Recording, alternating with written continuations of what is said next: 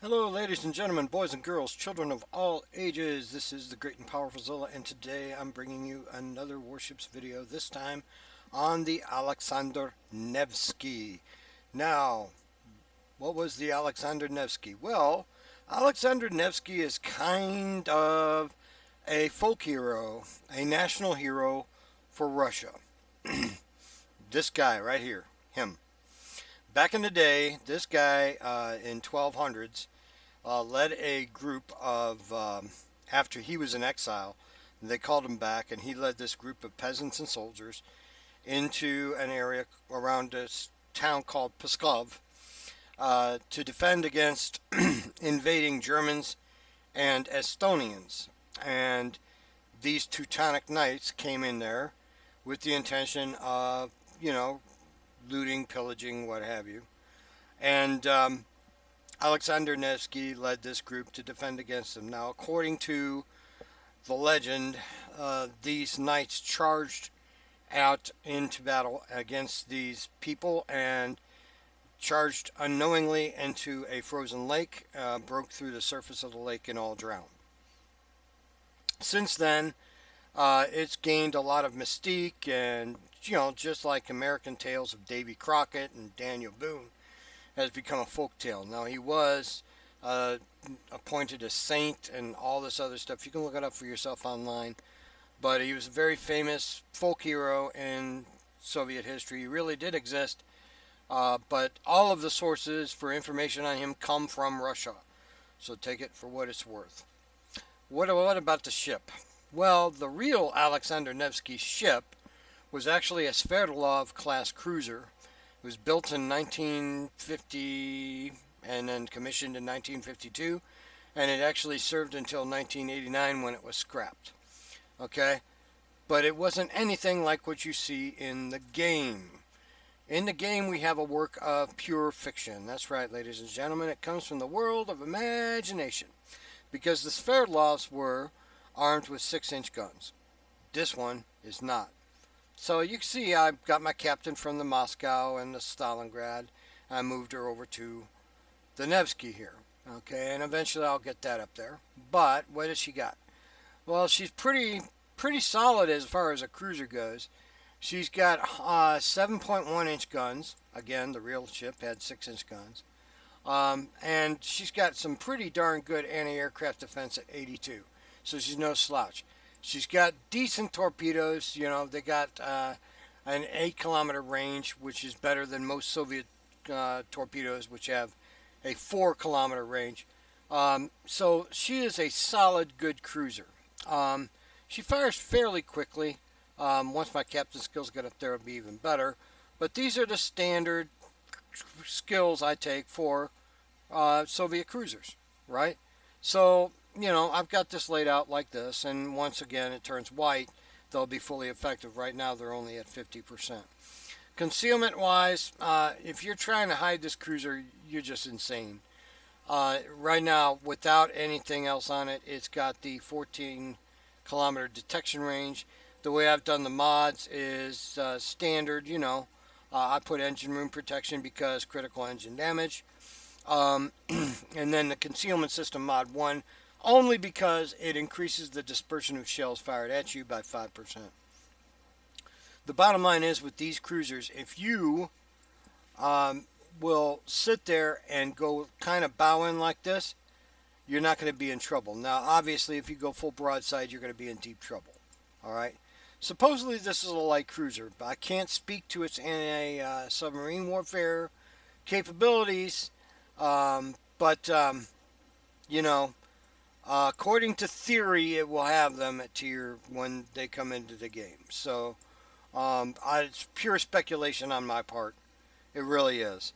But if all light cruisers are supposed to be equipped with anti-submarine warfare equipment, which is what the real Sverdlov class cruisers were actually doing in the Cold War, then it would have anti-sub defenses on it. This is a ship from the 1950s, guys.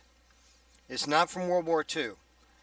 It was actually designed in 47, laid down in 1950s, etc. So you get the idea.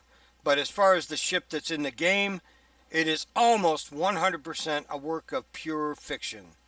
So what we were going to do is take this very good in-game cruiser into a co-op battle, and we'll see what she can do. All right, we'll talk to you then. All right, we got set up for co-op battle here. Got into thing again. I always look at the layout and see what's going on. The Le Fantastique is fast, but it's not really a threat because it can't smoke. It doesn't matter if it does. Anyway, I have radar. The gearing is good. Mogami's dead meat. Charles Martel's pretty much dead meat. There's a Nevsky obviously on the other side. So what we're going to do is we're going to press forward here and go General quarters. Off to the eastern flank of C and fight that way. Okay? So as far as speed goes, you know, she's not bad. There's nothing really bad about this cruiser. I can't say anything negative about this cruiser. Yeah, maybe its guns for a tier 10 are a little weedy for a light cruiser. You know, they're not 8-inch, they're 7-something inch. And starting fires doesn't seem to be a thing on this cruiser just yet. I don't have really any flags equipped, you know, as far as that goes. And my camouflage is a standard hunter camouflage, you know, with the concealment and increased dispersion type of thing. So it's really kind of a basic layout I've got on this ship right now for the purpose of, you know, checking it out, raising the captain up and whatnot. Enemy force sighted on the horizon. And just as fast as it appears, it disappears. The magical disappearing ships in this game, it's amazing, you know, when you think about it. So we're going to cut to the right of this island, and there's my counterpart in Nevsky over there. I've preloaded an explosive because I fully anticipate to meet a destroyer over here.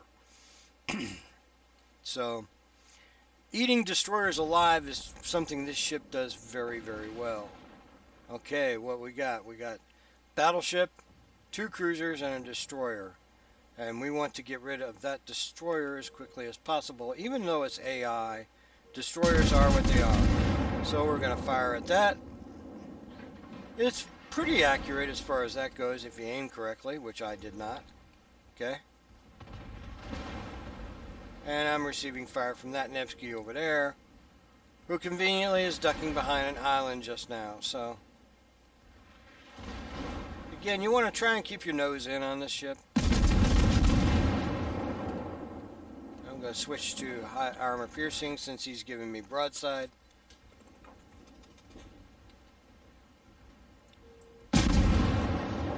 Last rounds of high explosive, the armor piercing. Enemy cruiser detected. Probably not going to get a citadel out of this. If I do, I'll be surprised.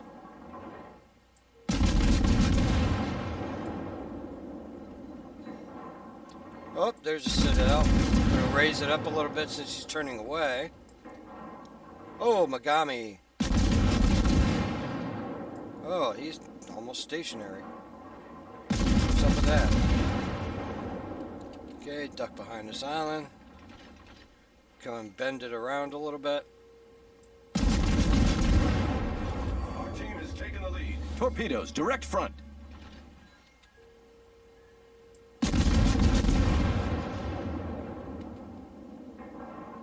What is this gaggle over here? Even the bots are weird, man. They do some weird stuff. Okay. And that's not a good angle on that cruiser, but I'm going to try and take a little bit more out of him. Maybe help our team do a little bit more to him. I think he's backing up. I'm not sure. I'm going to cut it in behind these guys here. And we're going to just shoot at him.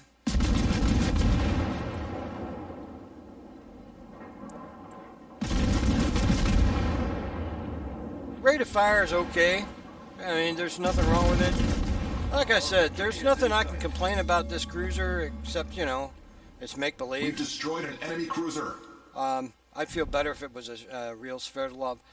You want to get close to a real Sverdlov, you want to look at something like the Chapayev, down a tier. But this is a very good cruiser. There's nothing at all wrong with it.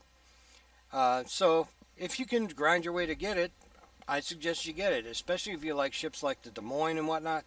This is certainly a very good ship as far as that goes.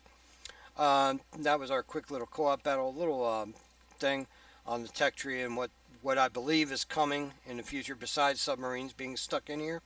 Um, you're going to see this split at shores. So if you don't have shores now, get it so you can build toward going down this line. Now this goes from the shores through the Shapiev, Domskoy, all the way down to Alexander Nevsky. And then when these come out into the game, this is going to extend just like this one on down this way to the Tallinn, Riga, and then to Petropavlovsk, which is going to be your heavy cruiser. Similar to like the 12-inch cruisers that we have now. Okay, so that is the Nevsky. They've made a bunch of changes to the UI.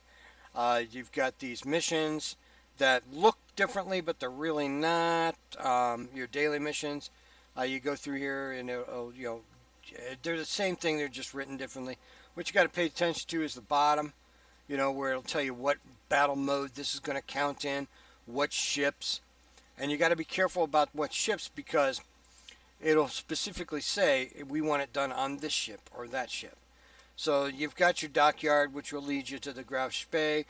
If you have not found out already, you will very soon, that this will not allow you to get the Odin. You will not be able to get that unless you spend money. So pay attention to that, but at least they're being upfront about it this time. And then you'll see the completion criteria. So again, my little friendly warning to you is to pay attention to the criteria, because here, like this one, you can only do in British and French ships. This one can only be done in American and German battleships, and this one again, British or French battleships. All right, so pay attention to that. This one Italian, etc. You get the idea. So, word to the wise, gentlemen and ladies. Pay close attention to that right there. See, you have to have the Z39 in order to get that done, etc., etc. So you get it? All right, good. All right, outside of that and the craziness that's been going on in the world lately, you guys be good to each other and have a great, great day. I'll talk to you next time. Bye.